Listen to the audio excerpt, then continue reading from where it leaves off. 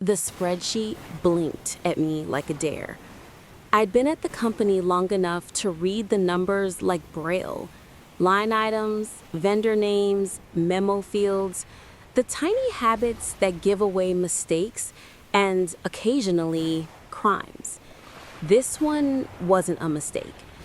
$20,000 labeled consulting services, approved by Derek, posted on a Friday afternoon when most people had already mentally checked out for the weekend.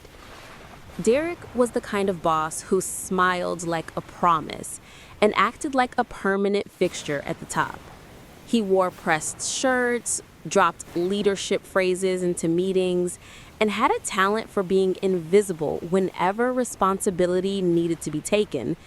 He loved to tell people he'd fix things up in finance, and people believed him because it was easier than asking the uncomfortable questions. I flagged the transaction in my notes and asked Derek the next Monday, thinking I was doing the normal thing, cover my department, keep the books clean. He tightened his jaw, gave that practiced shrug, and said, "Oh, right, that was for a last-minute vendor I brought in. Don't worry about it." His offhand answer didn't land like a dismissal. It landed like a threat. Don't poke the bear. But the numbers are a language. They don't lie. The vendor didn't exist in our usual list. The email trail was messy and thin. The bank routing, odd. My curiosity shifted into alarm. Someone with access had sent $20K out of our account and replaced the paper trail with smoke. I didn't step into vengeance right away. I did what any cautious employee does. I documented. I pulled backups, I made copies of the ledger, I took screenshots, I saved emails and PDF'd approval flows. I didn't tell anyone. Not HR, not my closest coworker. I tucked the evidence into a private folder and waited. If Derek had taken a risk once, he'd probably taken it before, and people who steal once tend to escalate. Once I started to look, the pattern appeared like a watermark.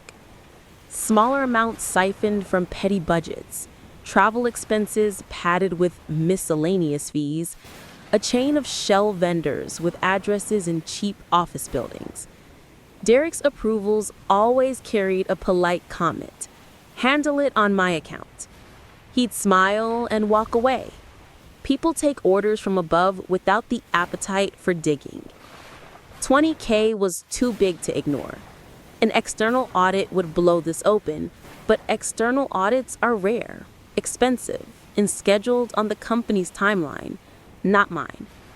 If I went loud without proof that would survive scrutiny, I risked sounding paranoid, or worse, reckless. So I did the thing that felt most dangerous and oddly righteous. I built a narrative that would force his hand. I'd manufacture suspicion in a way that was clean, non-criminal, and impossible for him to deflect. I planned a fake audit. I know how that sounds. Fake audits have a bad rep. But listen, I didn't forge documents or break into bank systems.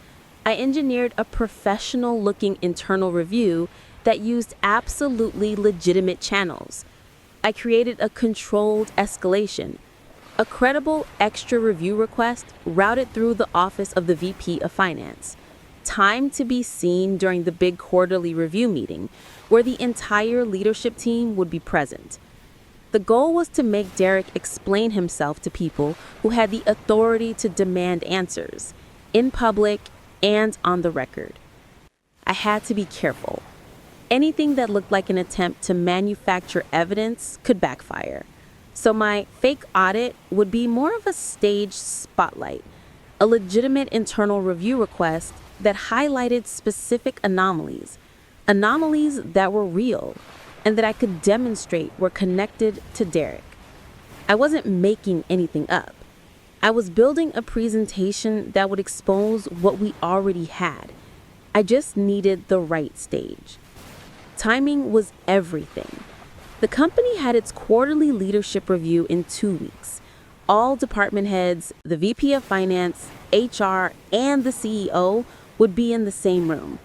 If I nudged the right thread now, the whole tapestry would unravel during the meeting. First, I made sure the financial trail was airtight. I cross-checked the suspicious consulting line against payment confirmations. I pulled account statements and matched transaction IDs with vendor files. I found copies of invoices that didn't add up, different fonts, odd formatting, inconsistent header details. I pulled metadata from the PDFs. I collected email correspondences where Derek asked to expedite payments and where assistant admins were instructed to handle certain vendor packages. Third, I prepared the presentation. It looked like any other compliance deck: charts, timelines, red annotations highlighting discrepancies. But every slide was anchored to verifiable documents. When you show people numbers and documents in a room where they're accountable to shareholders and auditors, the air gets thinner for liars. I uploaded a handoff folder to the VP's assistant and marked it for review, compliance request priority, routing it through official channels so it couldn't be dismissed as some rogue move by an overzealous analyst. Then, I planted a subtle safety net. I sent encrypted copies of the folder to a trusted mentor in corporate finance, a senior person who'd been at the company forever and had no patience for fraud. I prefaced the email with simple professional language. I flagged these items via the portal for routine review, sharing per standard escalation. I'd appreciate your input if you have time. No accusations, just facts. Then, I waited for the review to be scheduled. The quarterly review was always theater. PowerPoints, polished smiles, KPI parades, handshakes. This time it felt different. The conference room hummed with a slightly sharper energy. Heads that usually nodded politely were more attentive. My slide deck was on the big screen, the title blunt: Compliance Review, Consulting Expenditures Q2. I opened with calm facts: names, dates, invoice screenshots, no drama, just a walk through the trail. Vendor registration, odd. Invoice formats, inconsistent. Payment routing, offshore intermediary. Approval path, signed by Derek. You could watch Derek read the slides. At first, he looked relaxed, but numbers are literal. They don't parse excuses. I clicked through to the slide marked high-risk item, $20,000. The metadata for that PDF, timestamped, upload trail, matched Derek's signature and the company email used, came with an IP trace pointing directly to the office on the day the payment was routed. There was a sound like a held breath. The VP of Finance leaned forward, eyes narrowing. He asked, "Who approved this?" Derek opened his mouth. He offered the same line he always used. "I authorize a consultant to expedite a deliverable under tight deadlines." He tried to make it sound like leadership, calm, strategic. I pulled up the next slide. This consulting firm is registered to a proxy company that resolves to an address in the same county as your residential property, Derek.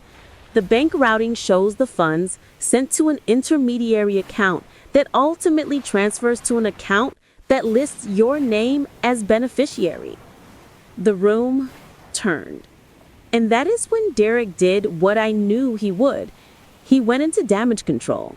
Too fast, too loud, too defensive.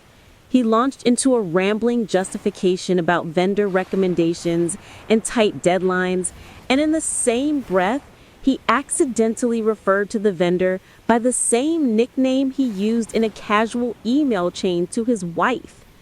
It was a tiny slip, a phrase you only use when you think you're private. The VP of Finance's face hardened. "Derek, we'll need to schedule a full audit."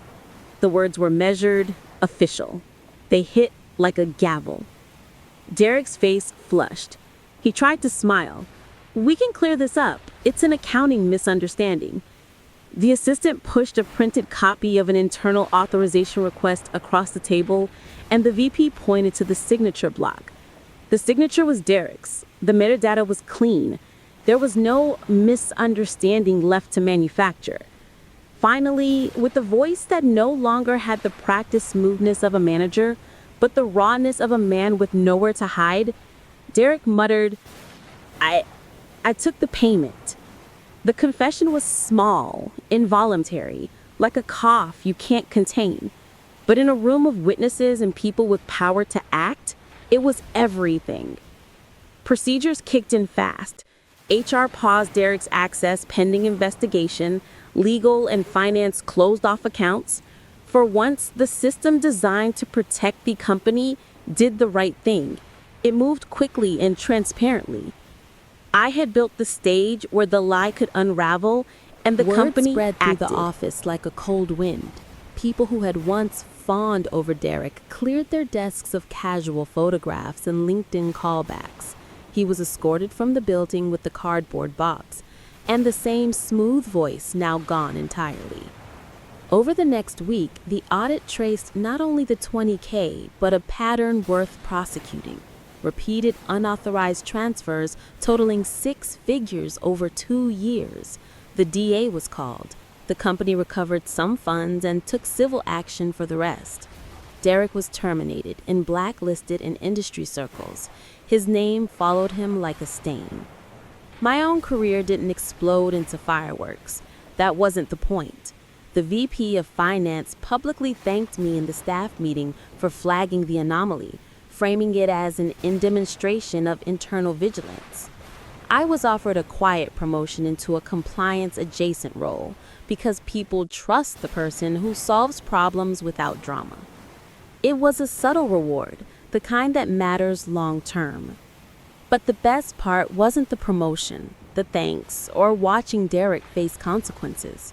It was that sense of justice that felt professional and clean, like a corner finally turned. I hadn't broken any rules. I hadn't tried to humiliate him for spectacle. I'd routed the problem through the processes the company trusted, and processes have teeth. That said, I'm not naive. Corporate life is complicated. People steal, they lie, they get away for a while, but left unchecked, they get bolder. If you see something, document it, and use the channels you have. If you can steer the outcome to the people who are responsible for oversight, you make it harder for a crook to hide. A few months later, the dust settled. I walked past Derek's old office, the chair empty, his nameplate gone. I've thought about how small things add up. A $3,000 sham here, a $20,000 consulting charge there.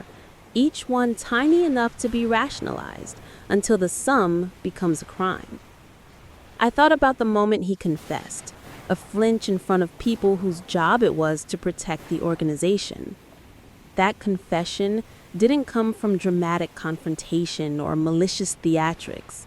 It came from constructing a situation where truth was simply the lightest thing left standing. There's power in patience and method, in doing the job well enough that the facts speak for themselves. For anyone navigating a place where leaders abuse trust, the path forward isn't always to shout first.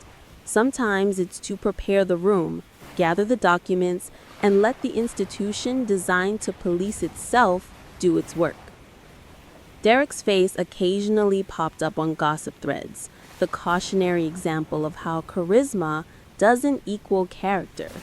My resume gained one more quiet line: improved process controls and flagged financial irregularities. In quiet ways, the story became part of the company's culture, a reminder that systems fail when people look away. Was my revenge sweet? Maybe, but it was cleaner than I imagined. Not vindictive, but corrective. I removed an abusive actor from a place he'd been exploiting. I didn't go for humiliation as sport. I went for accountability. And accountability, in a panoply of suits and spreadsheets, feels like justice enough.